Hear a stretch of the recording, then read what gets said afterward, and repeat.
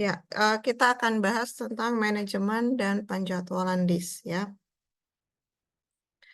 Nah, ini tujuan pembelajarannya yaitu mahasiswa mampu menggunakan dan menerapkan manajemen penjadwalan disk. Kemudian mahasiswa mengetahui struktur dari disk dan mahasiswa mengetahui penjadwalan yang terjadi pada suatu disk.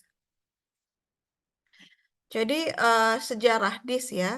Jadi hard disk ini pertama kali diciptakan eh, dan ditawarkan oleh perusahaan IBM, yaitu pada tahun 1956. Nah, itu beratnya itu dulu adalah seberat 500 kilogram. Bayangkan ya, 500 kilogram, tetapi kapasitasnya itu hanya sebesar 5 megabyte. Jadi sebesar ini ya, kapasitasnya hanya 5 megabyte. Nah, media penyimpanan seperti ini membutuhkan sebuah kompresor udara bertekanan dan masih jauh dari penggunaan rumah ya.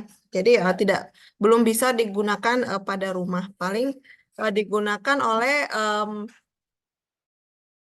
perusahaan ya, perusahaan-perusahaan dalam jangka waktu tertentu dan biayanya juga sangat lumayan ya, itu yaitu 5.000 US dollar per bulan. Nah, itu sejarah dari disk ya. Jadi tidak seperti yang sekarang ya. Hard disk sekarang sudah sangat kecil, tapi kapasitasnya sudah sangat besar. Jadi seperti itu. Nah, untuk struktur disk ya. Jadi dulu itu masih pita magnetik digunakan sebelum penggunaan disk sebagai media. Nah, kalau sekarang disk drive modern, dia adalah berbentuk array. Jadi array ini adalah blok logika, ya, satu dimensi yang dipetakan ke sektor dari disk yang sekuensial. Ya, bentuknya seperti ini, kira-kira. Untuk disk yang modern, ya. Nah, jadi secara fisik, struktur dari disk ini dibagi menjadi 3, yaitu ada silinder, kemudian track, dan kemudian ada sektor. Kita lihat untuk satu persatu ya. Nah, di sini ada track. Jadi track ini adalah setiap head atau side dibagi menjadi lingkaran-lingkaran konsentris. Jadi kalau kita lihat gambarnya, track itu lingkaran-lingkaran ini. Ya, lingkaran-lingkaran. Nah, itu dia track ya.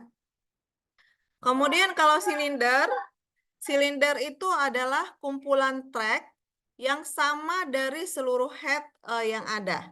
Jadi ini, jadi dalam beberapa lingkaran itu ya, kumpulan dari track tadi ada beberapa track. Nah, itu keseluruhannya itu dinamakan silinder. Nah, kalau sektor itu adalah suatu track yang dibagi-bagi menjadi daerah-daerah kecil. Jadi sektor tadi kan lingkaran, kemudian dia dibagi menjadi titik-titik seperti ini ya. 1, 2, 3, 4, 5, 6, 7, 6. Jadi dia dibagi menjadi daerah-daerah kecil, tracknya tadi, dan dia dinamakan sektor. Jadi seperti itu struktur dari disk pada zaman modern ya, atau zaman sekarang. Nah, kemudian pada disk nanti ada yang namanya head ya. Head itu adalah jarum seperti ini ya, jarum panjang yang ada ini. Nah, itu namanya head. Nah, untuk jenisnya itu head-nya ada 2, yaitu fixed head dan moving head. Ya, jadi kalau fixed berarti dia tetap ya. Kemudian kalau moving dia bisa bergerak ya. Nah, ini untuk nanti kita bisa lihat ya, atau kalian nanti bisa klik untuk videonya ditonton ya, bagaimana si disk itu ya, cara kerja si disk itu bagaimana. Itu ya, nanti ada di PowerPoint-nya. Nah, kita masuk ke penjadwalannya ya. Ternyata penjadwalan itu bukan hanya pada proses saja, tetapi pada disk juga ya. Jadi pada disk ini ada macam-macam penjadwalan. Yang pertama ada penjadwalan FCFS, first come first serve. Kemudian SSTF. Nah, ini shortest ya, berarti yang terpendek.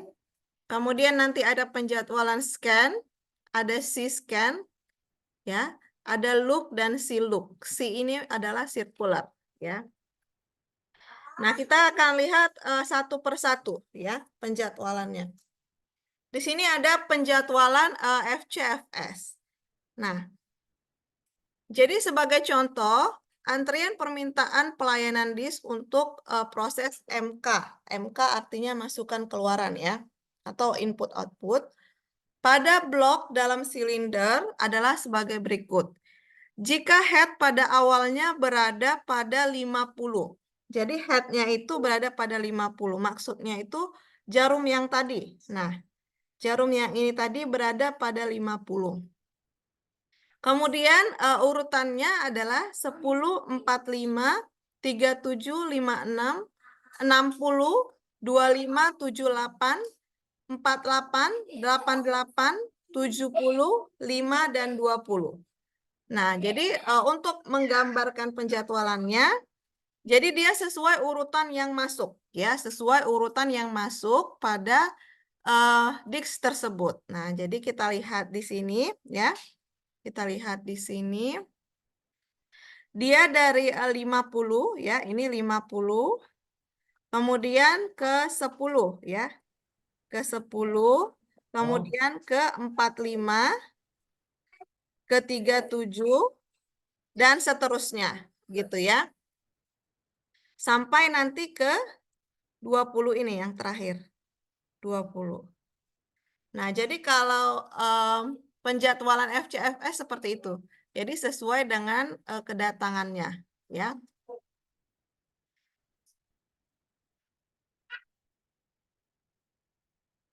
Kemudian untuk yang SSTF, ya, yang SSTF.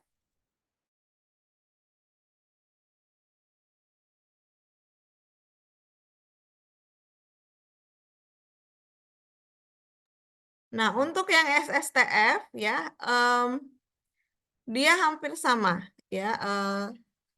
Jadi soalnya masih sama. Jadi headnya kita coba copy ya, copy dulu.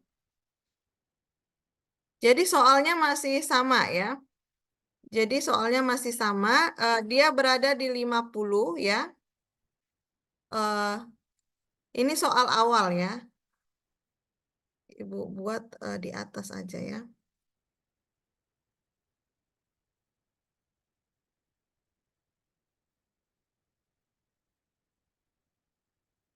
Nah, jadi soal awalnya seperti ini. Jadi pertama dia headnya itu berada di 50. Nah, sama ya, di 50. Kemudian pada penjadwalan SSTF, dia akan ke 48. Ke 48. Kalau FCFS dia tadi ke 10 kan? Dari 50 ke 10, 45, dan seterusnya. Tapi kalau pada SSTF dia akan ke 48. Kenapa? Karena dia mencari jarak yang terdekat. Yang terdekat dari letak sebelumnya. Gitu ya. Jadi yang terdekat dari 50 adalah 48. Kemudian dia lanjut ke 45. Ya. Turun 37. Terus sampai ke ini berapa? 5 ya, sampai ke 5. Nah, setelah 5 kan tidak ada lagi yang terkecil, maka dia akan masuk ke 56. Nah, di sini dia akan masuk ke 56. Kemudian akan naik terus ya dari 56 ke 60 sampai ke 88. Nah, jadi kalau dihitung untuk total pergerakan headnya itu ada 128 silinder, ya. Oke, itu dia untuk yang SSTF. Kemudian kita lihat selanjutnya ya. Kita lihat selanjutnya itu penjadwalan scan. Nah, kalau scan dia konsepnya ya. eh, dia akan bergerak naik seperti lift menuju trek terbesar. Jadi dia dari 50 dia akan menuju trek terbesar yaitu 99 ya. 99. Eh, kemudian dia oke. Trek terbesar sambil mengakses antrian yang dilaluinya, sambil mengakses antrian yang di awal tadi, ya. Jadi sambil mengakses 56, 60, dan seterusnya sampai ke 99. Kemudian dia akan turun ke trek terkecil, ya. Dia akan turun menuju ke 0 sambil melewati trek-trek yang diakses tadi. Jadi yang belum diakses dia akan akan mengikuti jalurnya itu. Ya. Seperti itu kalau yang em, penjadwalan scan. Ya. Kemudian untuk penjadwalan C-scan,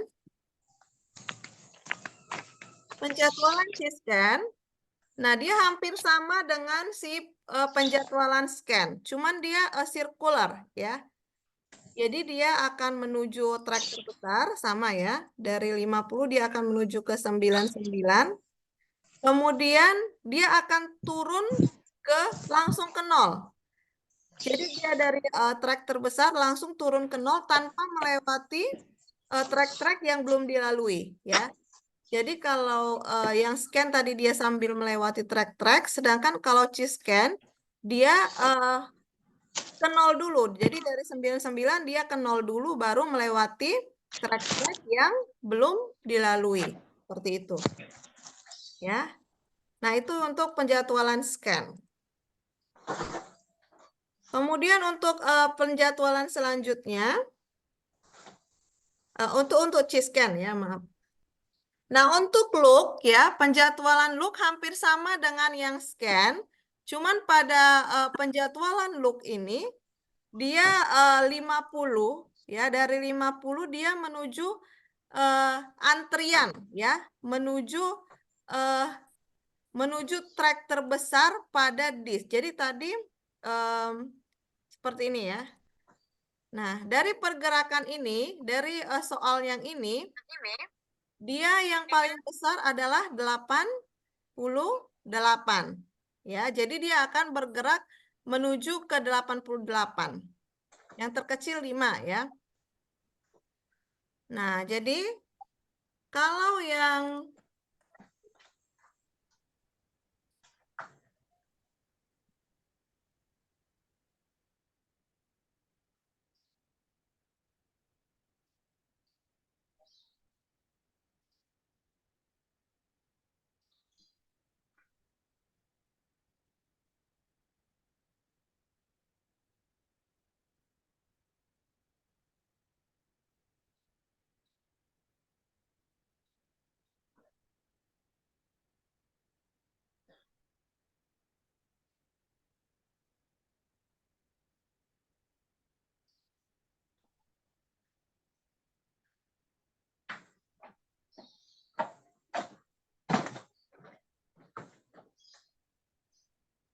Bu, maaf gak ada suaranya.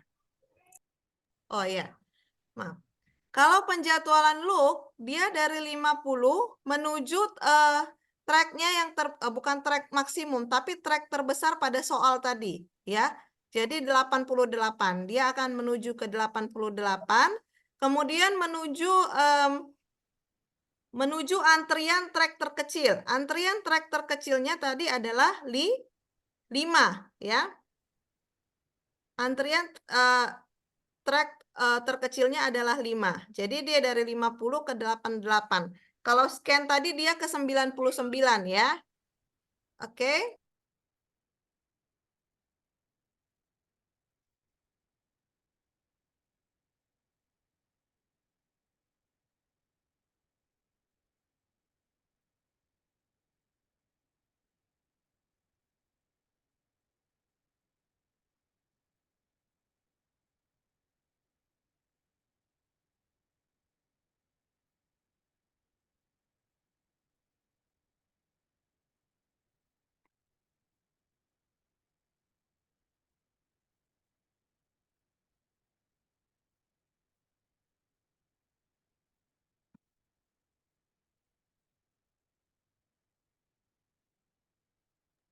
Nah, untuk Celook, dia hampir sama dengan Chiscan. Cuman dari 50, dia akan ke 88.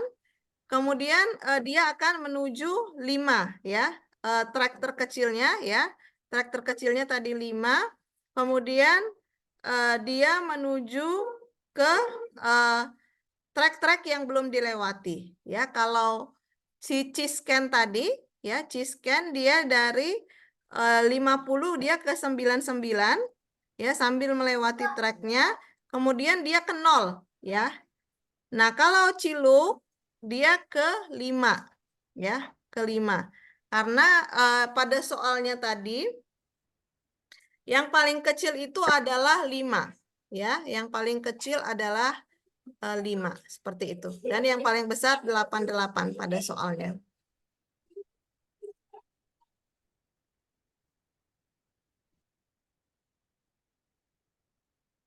Ya.